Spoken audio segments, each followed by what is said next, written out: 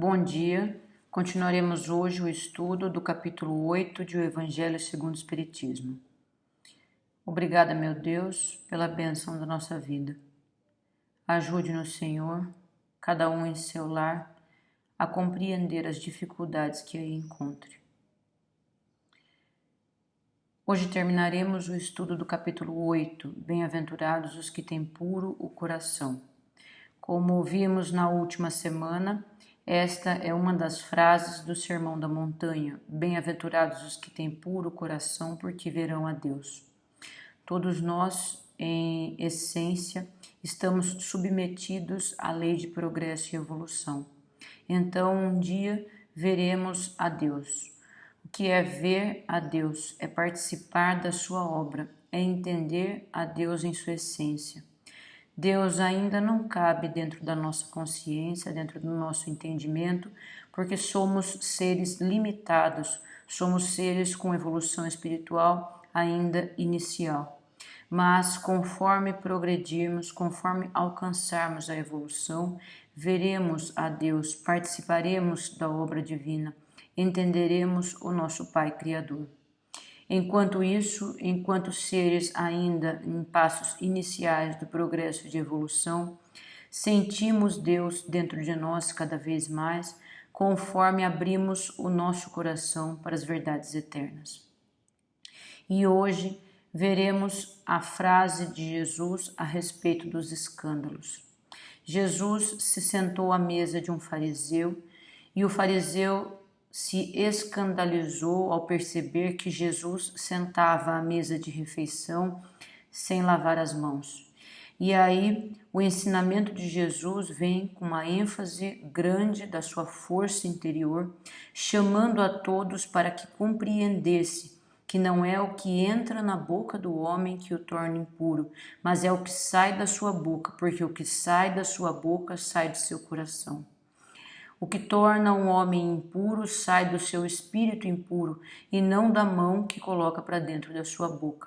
É lógico que por regras de higiene e de segurança, lavar as mãos, ainda mais hoje em plena pandemia, torna-se algo importante, torna-se algo de valor grande.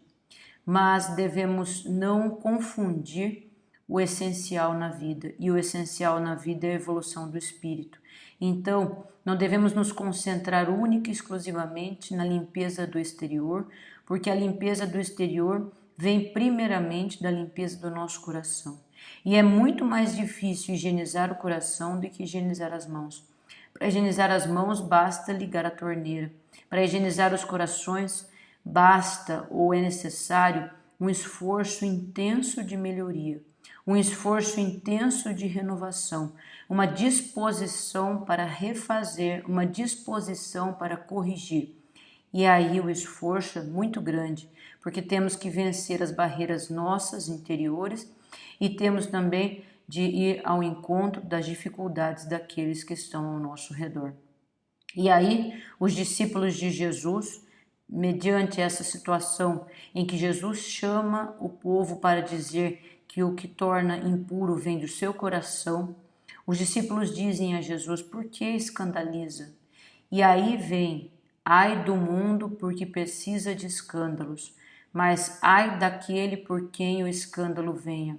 Essa frase de Jesus aparentemente era um escândalo, mas Jesus ensina que não é isso que é escândalo.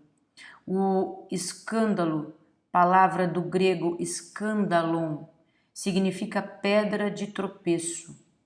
O escândalo é aquilo que nos faz cair.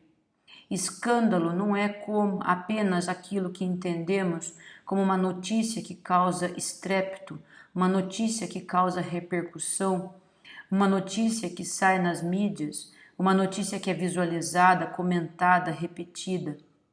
Escândalo é tudo o que nos faz cair. Então, se escândalo é o que nos faz cair, nós entendemos que é necessário que o escândalo venha porque ainda somos imperfeitos e ainda temos motivos para cair. Mas ai daquele por quem o escândalo venha. Ai daquele que coloca a pedra no caminho do seu irmão. Ai daquele que humilha o seu irmão, ai daquele que não usa tudo que tem em benefício e, pelo contrário, usa aquilo que recebe de Deus para machucar o seu irmão. Ai do mundo, porque é necessário que o escândalo venha, porque nós, como espíritos ainda imperfeitos, e a Terra, como um planeta ainda de prova e expiação adequada à nossa evolução espiritual, tem o escândalo como uma consequência do grau evolutivo. Mas ai daquele que se responsabiliza por colocar a pedra de tropeço no caminho do seu irmão. Ai daquele por quem o escândalo venha. A acepção evangélica da palavra escândalo é tudo o que resulta dos vícios e das imperfeições humanas. O escândalo é o resultado do mal moral.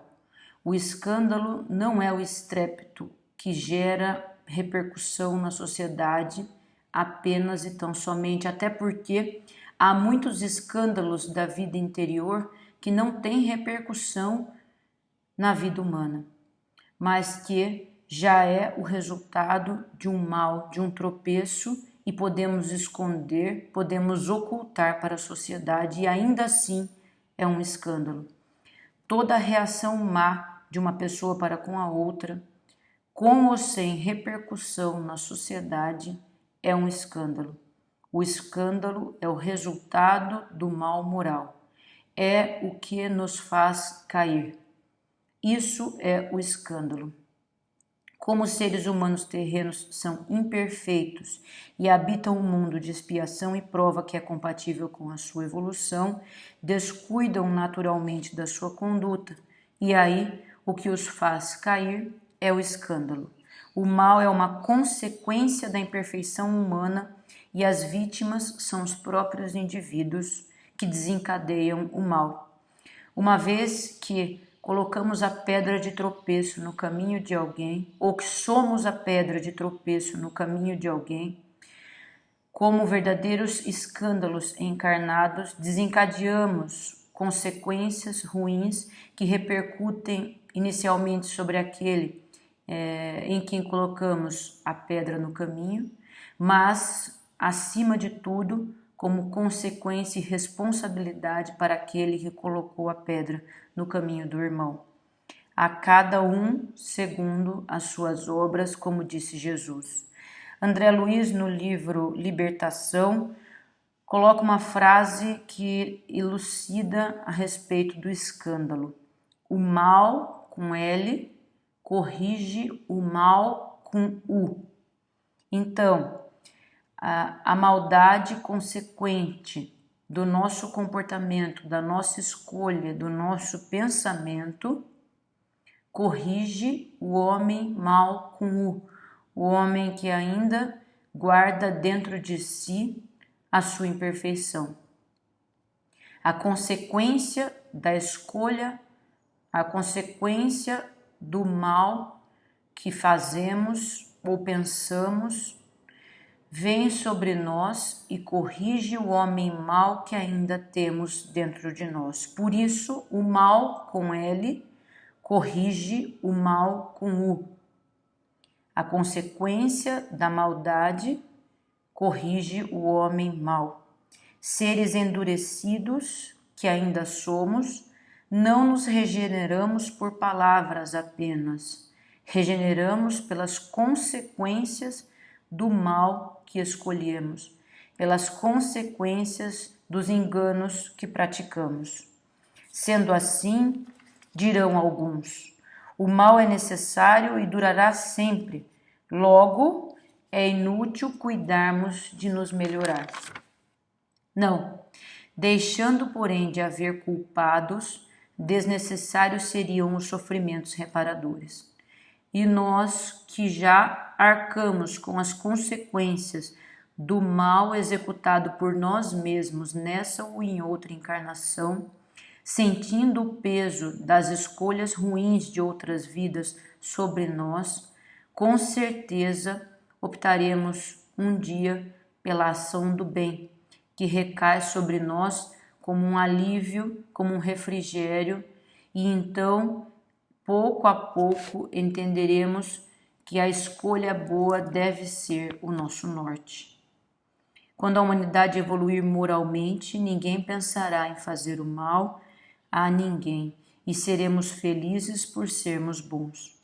Tal a condição dos mundos elevados, donde o mal já foi banido, e tal será a condição da terra quando houver progredido e quando os seres que a habitam, a humanidade, houver progredido também.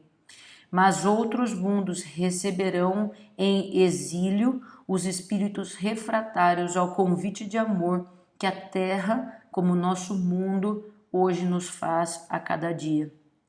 Seres obstinados no mal, em algum momento serão convidados ou retirados aqui da terra para mundos ainda inferiores, e aí nessa condição, distante daqueles que ama e saudosos da condição que a terra oferecia a eles, se esforçarão por reconquistar esta terra que foi perdida. Cada um deve corrigir, portanto, em si toda a causa de tropeço, toda a causa de mal, toda a causa de escândalo, escândalo entendido como o que nos faz cair, a pedra de tropeço. Nós devemos corrigir as causas de escândalo dentro de nós. Devemos corrigir o mal que ainda há dentro de nós. Devemos arrancar do nosso coração todo sentimento impuro, porque deste sentimento impuro, provém toda má intenção, toda má palavra, toda má ação. Quando uma aflição não é consequência dos atos da vida presente, devemos buscá-la, a causa, nas vidas anteriores. Deus, em sua bondade, no entanto, lançou um véu sobre o passado para que a vergonha e o remorso não nos paralise na vida atual. Mas é lógico que todas as experiências da vida têm por principal objetivo corrigir a nossa falha. Então, coloquemos a mão na enxada e olhemos para frente. Não olhemos para trás, porque olhar para trás é enfraquecer. Olhar para trás é buscar escândalo, e o escândalo gera impacto em nosso coração. E nem sempre suportaremos este impacto no nosso coração, porque ainda somos espíritos imperfeitos, ainda somos espíritos frágeis. Peguemos a nossa enxada e olhemos para frente, marchando e fazendo o trabalho de cada dia. Deus colocou nas nossas mãos, cada um a sua enxada, cada um o seu trabalho, cada um o seu dever. E com este trabalho diário, seja cuidando de um doente, seja cuidando de um irmão, seja trabalhando na limpeza da rua, seja trabalhando atrás de uma empresa grande, cada um com o seu dever, tente trabalhar o seu interior, porque o trabalho é um dos instrumentos dados por Deus para trabalhar as imperfeições interiores e para suportar as consequências dos escândalos, dos tropeços, das más escolhas das vidas anteriores. E a religião, como uma força infinita de ligação do homem com Deus, vai nos inspirar, dando esperança quanto ao futuro. Jesus não trouxe o seu ensinamento por escrito. Jesus é o ensinamento vivo. Jesus é o ensinamento encarnado aqui na Terra, que veio nos trazer o caminho deste aperfeiçoamento. E como caminho, verdade e vida, traçou para cada um de nós a possibilidade de crescimento de uma forma real. Jesus, como caminho, deve ser o nosso norte, e sendo o nosso norte, a nossa força para deixarmos para trás os motivos de tropeço, os motivos de escândalo. Se nós somos homens racionais, não podemos viver sem a religião. A religião como uma força impulsora de trabalho interior e de tolerância daquilo que já desencadeamos em torno de nós, vai nos ajudar a vencer as dificuldades da vida. A vida em sociedade impõe a adoção e o cultivo do sentimento religioso como uma necessidade inalienável do homem. Se este mundo continua sendo um vale de lágrimas, é porque ainda impera o egoísmo. E o cristianismo é uma doutrina que precisa ser vivida, uma doutrina que precisa ser colocada dentro de nosso coração. Trabalhando então as forças do nosso espírito inspirados por Jesus, conseguiremos construir em torno de nós e dentro de nós o reino de Deus. Na fé em Jesus não há confusão e não há meias verdades. Se ainda nos confundimos, se ainda colocamos pedra de tropeço em nossa conduta, é porque ainda não queremos de fato seguir a Jesus. Jesus é um mestre cuja escola é ele mesmo. Por isso Jesus não escreveu, por isso Jesus viveu. E o cristianismo não se reduz à teoria. O cristianismo é luz, é verdade e é vida. E nós, como seres capazes de correção, como seres capazes de aprimoramento, temos a escola viva ao nosso lado. Coloquemos esta escola viva que é Jesus em nosso coração. Então, os motivos de tropeço, as pedras de tropeço, os escândalos deixarão de ser necessários e nós deixaremos de ser os motores de escândalo, mas seremos os motores de evolução do planeta Terra e evolução dos espíritos que se ligam a nós na responsabilidade da vida. Muito obrigada e uma ótima semana a todos.